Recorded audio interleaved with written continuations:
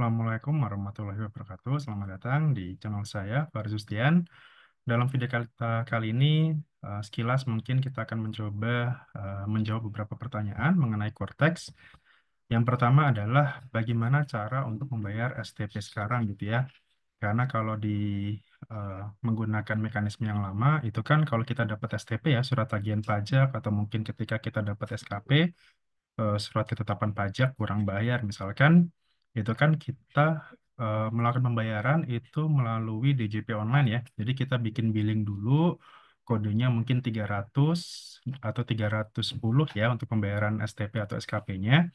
Nah, sekarang dengan adanya Cortex itu untuk pembayaran STP itu melalui Cortex. Cuman kemarin memang masih on progress ya, tapi eh, kalau sekarang dicoba saja secara berkala apakah STP kita ini sudah muncul di Cortex baru nanti setelah itu bisa dibayarkan.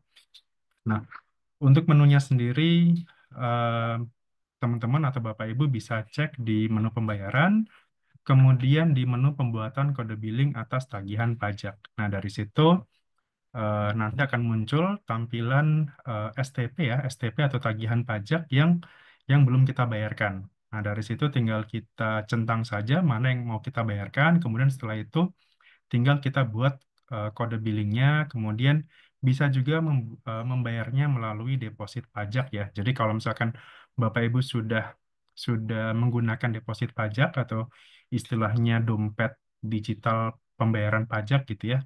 Nah, eh, STP tersebut bisa kita bayarkan melalui deposit pajak tadi. Atau kalau misalkan memang belum punya, tadi tinggal kita buat kode billingnya, baru setelah itu dibayarkan seperti biasa. Jadi kode billing ini tinggal kita storekan saja ke bank atau mungkin lewat pembayaran mobile banking dan sebagainya, itu bisa dilakukan. Oke, mungkin itu terkait dengan STP ya, bagaimana cara membayar STP. Kemudian pertanyaan berikutnya adalah bagaimana untuk em, apa istilahnya mengajukan permohonan katakanlah SKB atau SKF seperti itu. Nah, sama seperti yang tadi STP, untuk saat ini pelayanan pembuatan SKB, SKF, dan sebagainya itu ada di menu Cortex.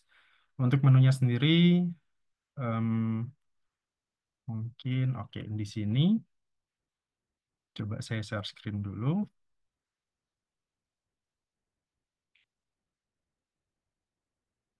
Oke, oke di sini. Jadi untuk seluruh permohonan pelayanan ya, permohonan pelayanan yang ada di Cortex itu ada di menu layanan layanan wajib pajak ini, kemudian layanan administrasi, kemudian pilih yang buat permohonan layanan administrasi ini.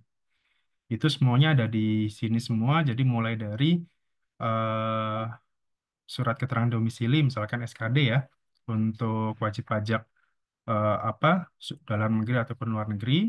Kemudian ada juga pemberitaan penggunaan NPPN norma. Ini penting ya untuk para wajib pajak orang pribadi, khususnya para pekerja bebas, dokter, notaris, dan sebagainya. Karena norma itu harusnya diajukan di awal tahun, 3 bulan di awal tahun ya, maka untuk saat ini harus sudah mengajukan norma di Cortex. Kemudian tadi untuk yang ini surat keterangan memenuhi kriteria sebagai wajib pajak UMKM itu juga kita bisa ajukan di sini ya. Nah, kemudian tadi mengenai SKF ya, kita coba klik di sini SKF. Oke, SKF. Oh, SKF ternyata masih ada di DJP Online ya. Untuk yang SKF. Nah, kalau untuk SKB ada di sini. SKB kita bisa pilih SKB PPH, SKB PPN impor, atau yang lainnya ya. Kita coba dari sini. Jadi menu permohonannya ada di sini, jenis pelayanan wajib pajak. Diingat di sini ya. Kemudian berikutnya lagi kalau untuk pemindah bukuan. Pemindah bukuan itu ada di menu Cortex juga. Jadi itu di menu pembayaran tadi ya. Kalau di Cortex itu di menu pembayaran, kemudian di permohonan pemindah bukuan. Untuk tutorialnya sendiri, kalau dari DJP sendiri sudah menyediakan, jadi silakan aja di search di channel YouTube-nya DJP ya. Kalau dari saya sendiri belum menyediakan karena memang eh, tapi nanti insya Allah saya coba sediakan tutorial untuk pemindah bukuannya. Saya coba siapkan dulu datanya. Tapi kalau untuk sekarang sudah ada beberapa update terbaru mengenai yang ada di tutorial di channel YouTube-nya DJP ya. Gitu. Mungkin kita coba cari aja. Kemudian berikutnya lagi mengenai eh, bukti potong. Bukti potong untuk pembuatan, kalau kemarin kan sempat banyak ya, sempat banyak kasus karyawan ini tidak bisa, nicknya tidak ditemukan gitu ya, karena ternyata antara data di Dukcapil dengan data di DJP itu ternyata belum sinkron gitu. Tapi solusi sementaranya memang agak lumayan apa ya, agak lumayan rumit ya, karena harus istilahnya harus diaktifasi dulu nicknya itu. Jadi seolah-olah itu nick itu menjadi NPWP gitu. Walaupun pada akhirnya nanti ya itu semuanya nanti akan dilakukan secara otomatis oleh DJP. Cuman ya kalau butuhnya cepat-cepat sekarang memang harus diaktifasi terlebih dahulu secara manual. Itu bisa melalui Cortex atau bisa juga datang ke kantor pajak gitu, minta tolong diaktifasi supaya bisa dibuatkan bukti potongnya. Gitu. Sementara itu ya, untuk lebih detailnya lagi itu ada di Instagramnya Mas Angga Daniswara, bisa dicek di sana.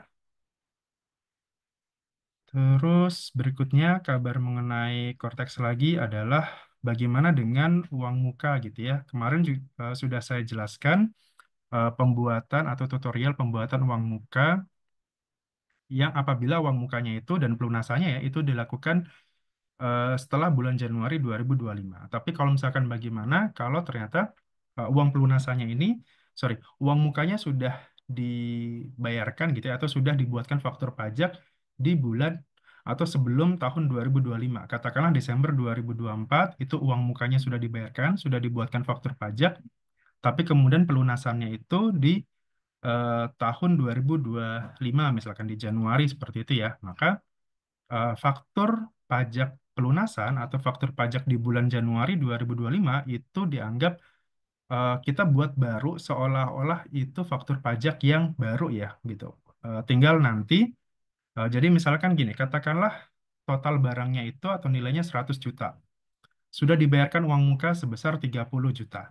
Artinya kan pelunasannya itu tinggal 70 juta gitu ya.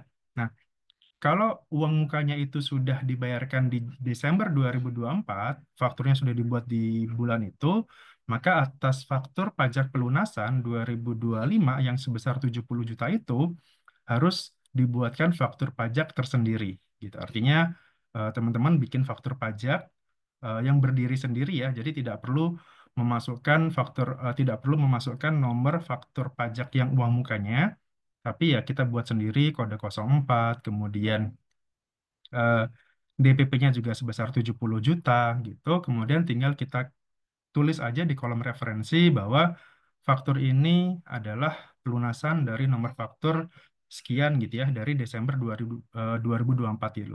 Kemudian DPP-nya masih menggunakan DPP nilai lain. Kemudian tarifnya adalah PPN 12% ya, tapi dari DPP yang sebesar 11/12 itu. Jadi seolah-olah itu adalah faktur pajak tersendiri, tapi sebenarnya itu dibuat secara manual gitu ya. Jadi pelunasannya dibuat secara manual. Jadi DPP-nya bukan 100 juta, tapi hanya yang 70 juta itu. Hanya yang sebesar pelunasannya saja. Oke, kemudian yang lainnya tadi dari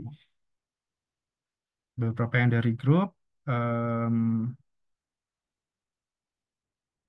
oke, paling itu sementara untuk yang masih belum bisa impersonate akun badan, jadi pastikan istilahnya, jadi pastikan direkturnya ini ya atau orang ini itu memang sudah jadi penanggung jawab di perusahaan tersebut gitu. Karena ada beberapa kasus datanya itu belum sesuai ya. Katakanlah gini, eh, di data yang sekarang atau data yang sebenarnya eh, direktur dari PTA itu adalah Tuan B misalkan. Nah, sementara kalau di datanya DJP, direkturnya itu masih Tuan C gitu. Katakanlah sementara si Tuan B ini pada saat dia mau login Cortex, dia nggak ada pilihan impersonate untuk yang PTA tadi karena dia si B ini belum menjadi direktur gitu, belum menjadi direktur di PTA.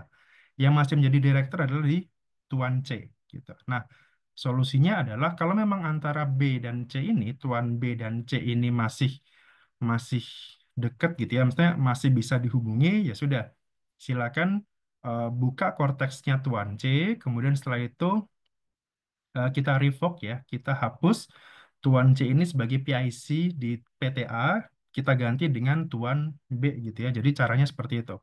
Tapi kalau ternyata Tuan C ini sudah tidak ditemukan atau misalkan katakanlah meninggal dunia, maka mau nggak mau PTA itu harus lakukan perubahan data dulu ke PIC-nya ya, ke kantor pajak terdaftarnya, ganti dari yang awalnya Tuan C itu menjadi Tuan B sebagai penanggung jawabnya. Baru setelah itu eh, Tuan B ini bisa login Cortex, kemudian harusnya bisa impersonate ya ke wajib pajak badannya atau ke PTA tadi.